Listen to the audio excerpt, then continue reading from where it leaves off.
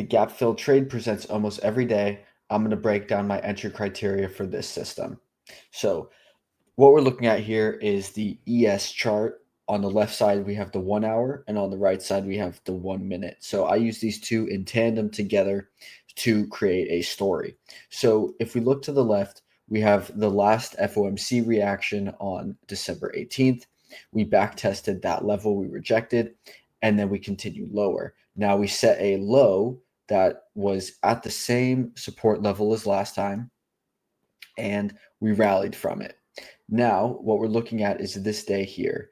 This is the day that we're about to trade on replay mode. This is just a great setup. I did take this setup, so that is why I'm making this video.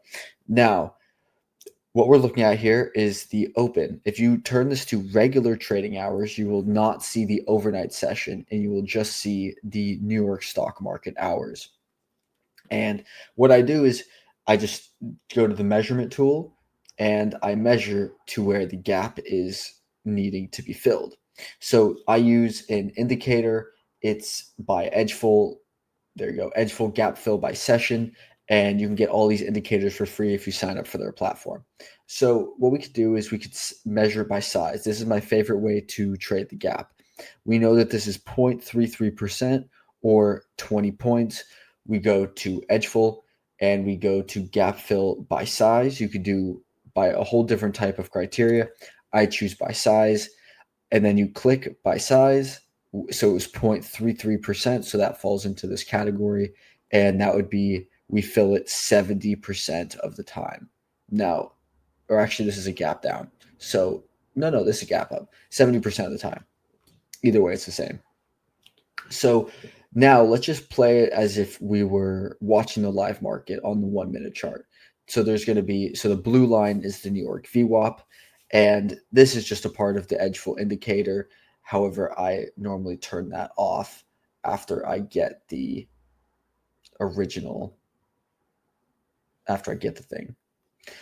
So now let's see. I wait the first 15 minutes for the opening range to be set. Now, what we have presenting here is pretty much an A+ setup in my book, because we sell off at the open, we show the bears are in control. We retest the New York VWAP. Buyers try and step in. This is buyers trying to step in control, and then they fail. So you can use two different entries to take advantage of this. You can use either just saying this is a rejection of New York VWAP, or you can place a VWAP on the low of the day and then take the break of the low of day VWAP. When a low of day or high of day VWAP gets broken, that's saying with 100% certainty that buyers are in control or sellers are in control at that moment. So when this candle closes, this would be your entry. And then I always put a stop above the opening range high, and then you're targeting the gap fill. And the gap fills at 60.2225. Now let's see what happens. So what does this tell? Let's take a quick pause. What does this tell you here? We're still holding that level. Nothing, there's no new information here. So the trade is still valid, even though it is in some drawdown. Now the trade is showing us it wants to work, and boom. And then there you go. That's the 7 o'clock news. So sometimes this is like a consumer confidence news or home sales. It's not always, going to be this easy of a trade. But in this case, we traded into an orange folder news event and got rewarded for it. Now, I'm going to keep it very simple with just this one example, because you can do this to the high side or the low side. It's an extremely simple strategy.